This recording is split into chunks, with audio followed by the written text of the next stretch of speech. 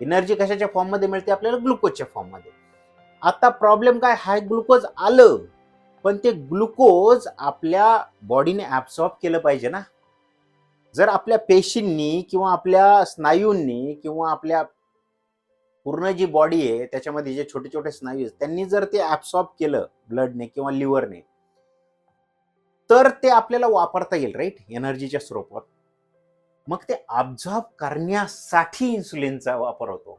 Insulin काय करतं? दरवाजा उघडतं.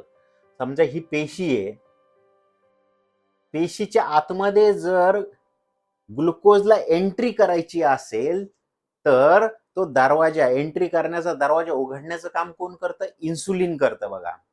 म्हणजे ब्लडमध्ये जर आपलं शुगर आली तर ती आपल्याला ऍब्सॉर्ब करता आली पाहिजे. बरं, ऍब्सॉर्ब केली. शुगर म्हणजे काय? एनर्जी आहे, लक्षात ठेवा. किती महत्वाचं आहे लक्षात ठेवा. एनर्जी ऍब्सॉर्ब करण्यासाठी दरवाजे उघड